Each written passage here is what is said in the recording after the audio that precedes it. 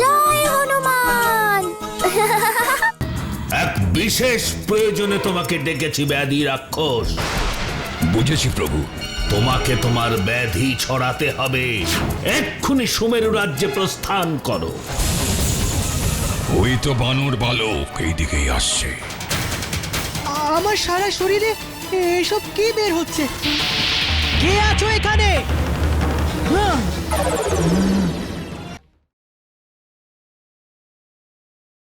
হনুমান অল্প বয়স থেকেই বিভিন্ন অপশক্তির বিরুদ্ধে যুদ্ধ করে জয়ী হয়ে তার কুল মান বংশের নাম উজ্জ্বল করেছেন। রাবণ যতবার চেষ্টা করেছে মানবকুলের ক্ষতি করবার, ততবারই হনুমান তার বুদ্ধি এবং শক্তি বলে রাবণকে পরাজিত করেছেন। এইবারও দেখব তেমনই একটা গল্প।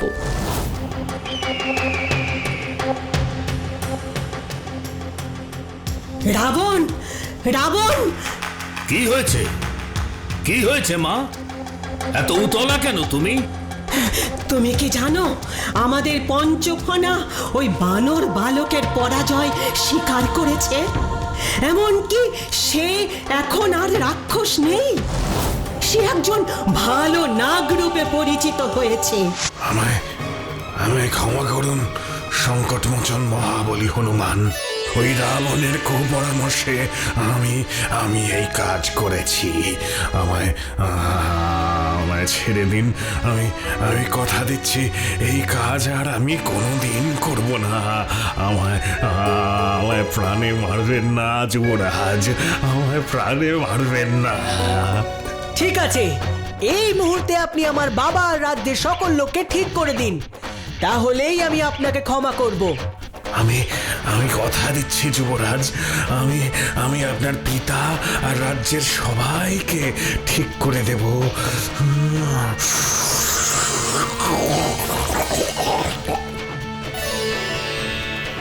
আর কোনোদিন কারোর ক্ষতি করবেন না। যান, ক্ষমা করলাম আপনাকে। প্রণাম প্রণাম প্রণাম যুবরাজ। হ্যাঁ মা, আমি সবই জানি। গুরু শুক্রাচার্য আমাকে সবই বলেছেন। আর তাই তো আমি এবার এমন একজনের কথা ভেবেছি যার সঙ্গে ওই দুষ্ট বানর যুদ্ধ করা তো দূর, তার খবরও পাবে না। আর যাকে দেখতেই পাবে না তাকে যুদ্ধে হারাবে কি করে?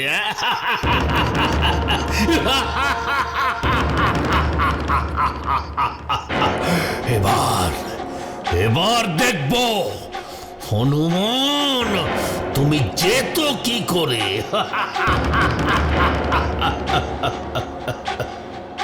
তা তো বুঝলাম দশানন, কিন্তু তুমি কার কথা ভাবছো? ব্যাধি রাক্ষস ওই পারবে সুমেরু রাজ্য আর ওই বানরকে শেষ করতে। কারণ ওকে চোখে দেখা যায় না, শুধু ওর দেওয়া ব্যাধি আর অসুখ সবাই দেখতে পায়। হনুমান তাই বুঝতেই পারবে না ওর রাজ্যের সবাই অসুখে কি করে মারা গেল।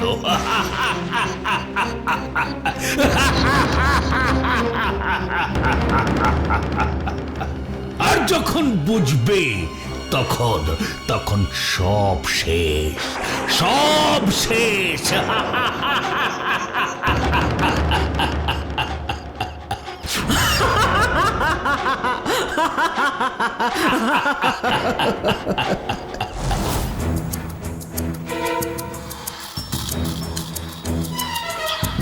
এক বিশেষ প্রয়োজনে তোমাকে ডেকেছি ব্যাধি রাক্ষস। বুঝেছি প্রভু। আপনি যখন ডেকেছেন নিশ্চয়ই কোনো জরুরি কাজই হবে। শোনো, সুমেরু রাজ্যে গিয়ে তোমাকে তোমার ব্যাধি ছড়াতে হবে, যাতে সেখানকার একটি লোক জীবিত না থাকে। বিশেষ করে সেখানকার রাজা রানী আর যুবরাজকে অবিলম্বে মারতে হবে। তুমি এক্ষুনি সুমেরু রাজ্যে প্রস্থান করো। যথা আজ্ঞা প্রভু। আমি এক্ষুনি সুমেরু রাজ্যে প্রস্থান করছি।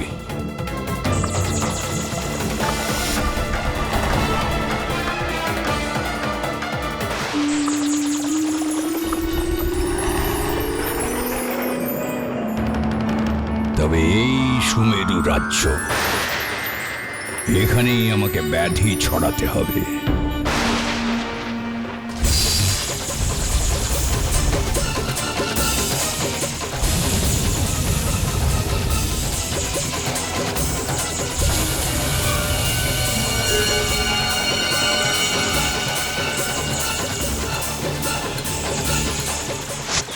আজ মনে হচ্ছে ভালোই বাজারে সবজি বিক্রি হবে। হ্যাঁ ভাই, আমারও তাই মনে হচ্ছে। আমাদের দয়ালু রাজা আর যুবরাজের আশীর্বাদে এবছর খুব ভালো সবজির ফলন হয়েছে। হ্যাঁ, ঠিক বলেছ। এখন ভালোই ভালোই সব সবজি হাটে কেনা বেচা হয়ে গেলেই ভালো হয়। চলে কি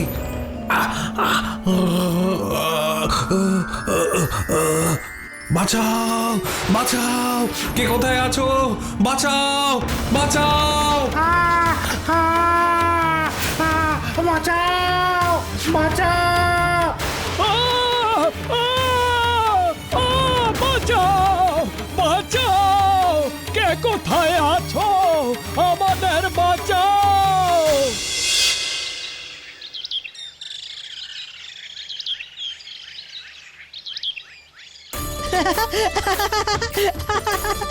এ বাবা, আমায় ধরতে পারে না, কি মজা। ধরতে পারে না, কি মজা, কি মজা। ধরো ধরো, এই তো আমি, ধরো আমায়। ধরতে পারে না। বাঁচাও। এই তো আমি এখানে, ধরো। এই তো আমি এখানে। এই তো, ধরো ধরো, আমায় ধরো। ঈশ্বর, কি সুন্দর! মা আর ছেলের এই সুন্দর খেলার ছলে নির্ভেজাল নিঃস্বার্থ ভালোবাসা। কি পরম আনন্দ যে এই দৃশ্যে। তুমি আশীর্বাদ করো ঈশ্বর, এই সুন্দর দৃশ্য যেন সারা জীবন আমার রাজ্যের প্রত্যেকটি ঘরে ঘরে দেখা যায়। মহারাজ, মহারাজ। কে? বলো সত্য সুন্দর, কি হয়েছে? মহারাজ, এক চরম বিপদের মুখে আমাদের রাজ্যবাসীরা। কি বিপদ সত্য সুন্দর? এক অদ্ভুত রোগ দেখা দিয়েছে আমাদের রাজ্যে। উষাকালে প্রথম লগ্নে কয়েকজন চাষি হাটের দিকে যাচ্ছিল। ঠিক সেই সময় হঠাৎ তাদের গায়ে সবুজ সবুজ গোটা গোটা ফোঁড়া বেরিয়ে যায়। আর তারপর তাদের দম বন্ধ হয়ে তারা মাটিতে পড়ে যায়। আস্তে আস্তে তারা সবাই এখন প্রায় মৃতপ্রায় অবস্থায়। আর সারা রাজ্যে এই রোগ ছড়িয়ে পড়ছে খুব দ্রুত। আপনি তাড়াতাড়ি কিছু একটা করুন মহারাজ। সত্যি খুব চিন্তার বিষয়। তুমি এক্ষুনি রাজবৈদ্যকে খবর পাঠাও। আমি বেরিয়ে দেখি রাজ্যের সবার কি অবস্থা। বাবা, আমিও যাব তোমার সাথে। ঠিক আছে, চলো চলো, এক্ষুনি বেরিয়ে পড়তে হবে। তোমরা সবাই সাবধানে যেও। সবাইকে রক্ষা করুন প্রভু, রক্ষা করুন। এই বিপদ থেকে উদ্ধার করুন।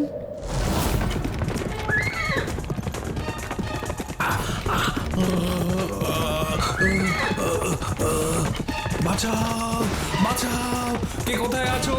বাঁচাও, বাঁচাও।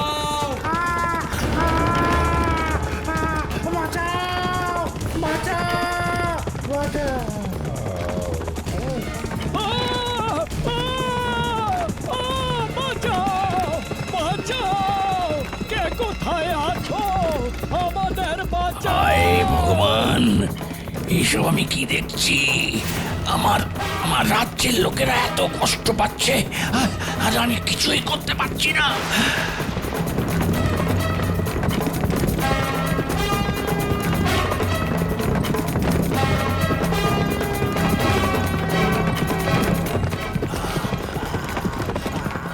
হঠাৎ এই রোগ কোথা থেকে এলো বুঝতেই তো পারছি না। মনে হচ্ছে এই রোগ প্রাকৃতিক নয়, বরঞ্চ কারো সৃষ্টি করা কোনো রোগ। বিষয়টা একটু দেখতে হচ্ছে। বাবা। বলো পুত্র। বাবা, তুমি রাজবৈদ্যকে নিয়ে রাজ্যের ভেতরে যাও আমি একটু ওই নদীর ধারে হাটের দিকটা যাই। মন বলছে ওই দিকে কিছু একটা গন্ডগোল আছে।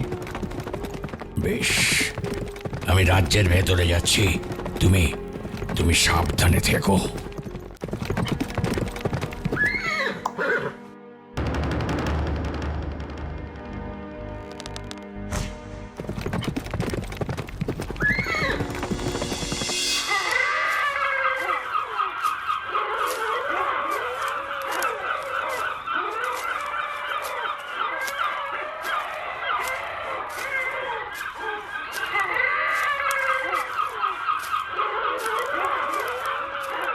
কি করে হঠাৎ এমন একটা অদ্ভুত ব্যাধি আমাদের রাজ্যে চলে এলো?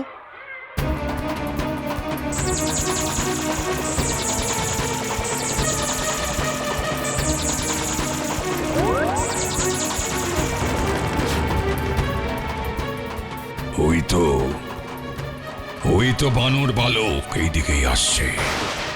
ওর কথাই তো প্রভু দর্শানন আমাকে বলেছিলেন।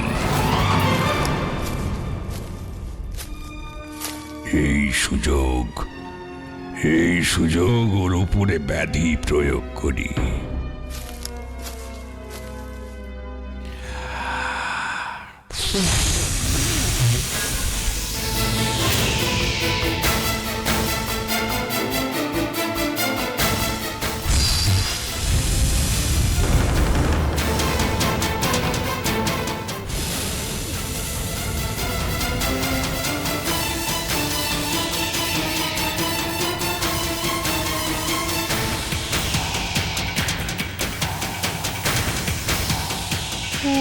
ওইগুলো কি? এইদিকেই তো আসছি।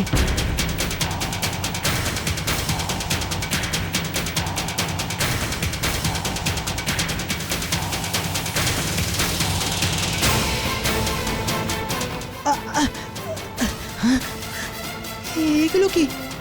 আমার সারা শরীরে এসব কি বের হচ্ছে? রাম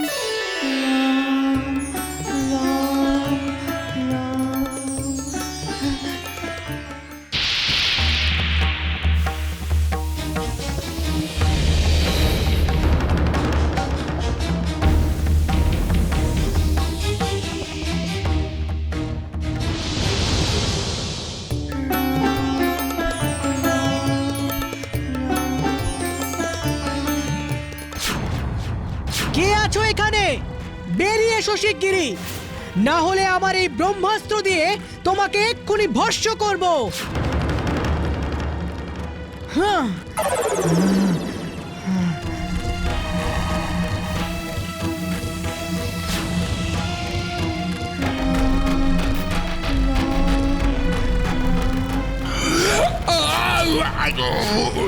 বাবারে, বাবারে, মরে গেলাম, বাঁচাও, বাঁচাও আমাকে, আমাকে বাঁচাও,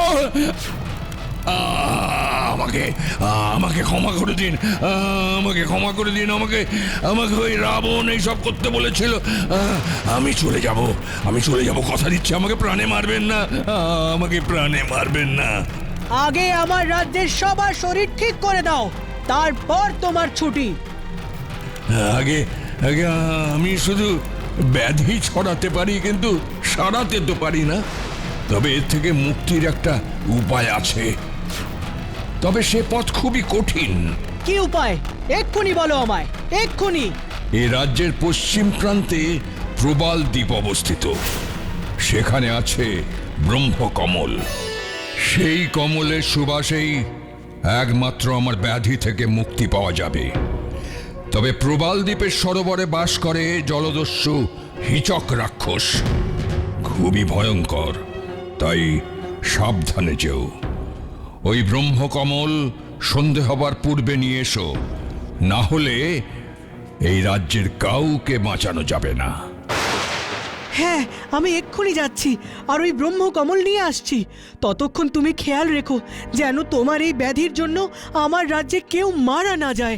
বেশ, তাই হবে। তবে সূর্যাস্ত হয়ে গেলে আমি আর কিছু করতে পারবো না, তাই সন্ধ্যার আগে ফিরে আসবেন।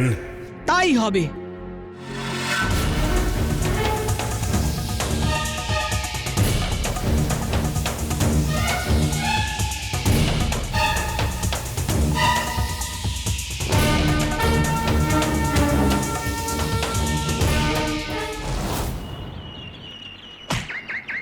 বাহ, কি সুন্দর জায়গা, কি সুন্দর লাল নীল সবুজ রঙের পাখি, কি সুন্দর এখানকার দৃশ্য। কিন্তু আমাকে তাড়াতাড়ি ওই ব্রহ্মকমল খুঁজে বের করতেই হবে। দেখি তো, ওইদিকে জল আছে মনে হচ্ছে। হ্যাঁ, ওই তো সেই ব্রহ্মকমল। যাই, এক্ষুনি ফুলটা তুলে আমার রাজ্যে নিয়ে যাই।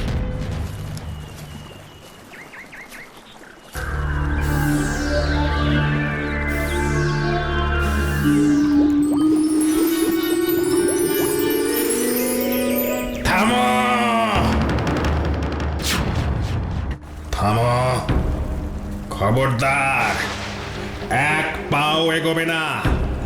এইখানেই শেষ করে দেব, না হলে। আচ্ছা, এই সেই হিচক রাক্ষস যার কথা ব্যাধি রাক্ষস বলেছিল। দেখুন, আপনার কাছে আমি হাত জোড় করে মিনতি করছি। আমি সুমেরু রাজ্যের যুবরাজ হনুমান। আমার রাজ্যের মানুষেরা সবাই অদ্ভুত রোগে আক্রান্ত। একমাত্র আপনার এই ব্রহ্মকমলই তাদের রোগ সারাতে পারবে। যদি সন্ধ্যের মধ্যে এই ফুল নিয়ে না যেতে পারি, তাহলে রাজ্যের সবাই মারা যাবে। আপনি দয়া করে আমাকে একটা ব্রহ্মকমল নিয়ে যেতে দিন। কিছুতেই না, কিছুতেই না।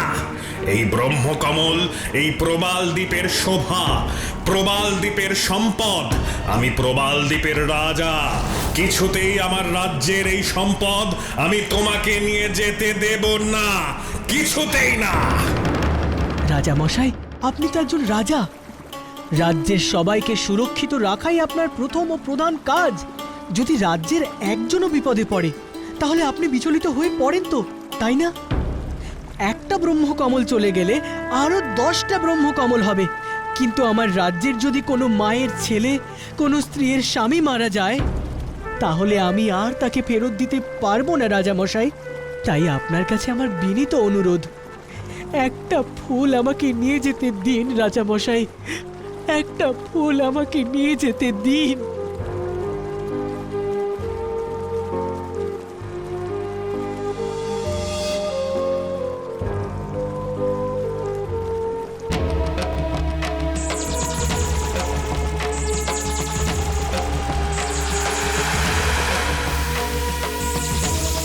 ঠিক আছে, এই নাও ব্রহ্মকমল। তোমার নরম মনের দিকে তাকিয়ে আমার মতন দস্যুর মনও আজ জলে ভিজে গেল। তুমি খুব ভালো থেকো, খুব বড় রাজা হও। আমি এখন আসি, না হলে সন্ধ্যের আগে পৌঁছতে পারবো না। এসো।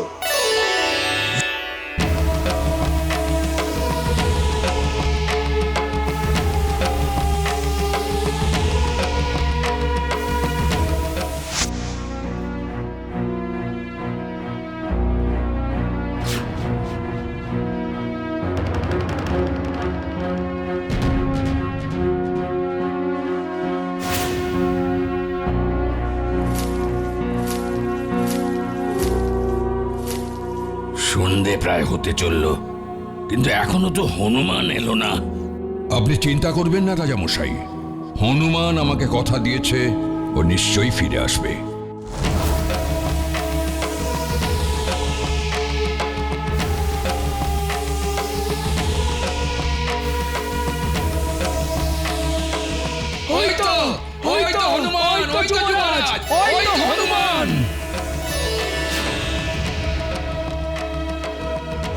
তুমি এসেছো পুত্র?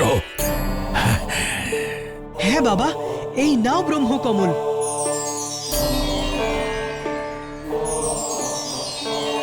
তুমি তুমি এই ফুলের সুগন্ধ সারা রাজ্যে ছড়িয়ে দাও। আমার রাজ্যের সংকট মোচন তোমার হাতেই। দেশের সবাই সংকট মুক্ত হোক। ঠিক আছে বাবা।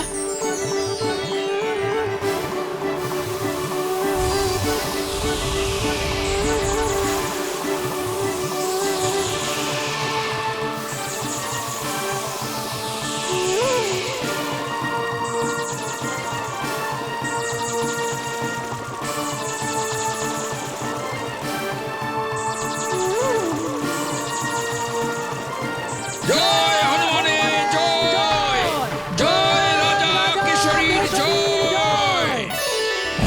আসি হনুমান, প্রণাম। হ্যাঁ, এসো, কথা দাও আমায়, আর এই দুষ্কর্ম কোনোদিন করবে না। না, কোনোদিনও করব না, আমি কথা দিলাম।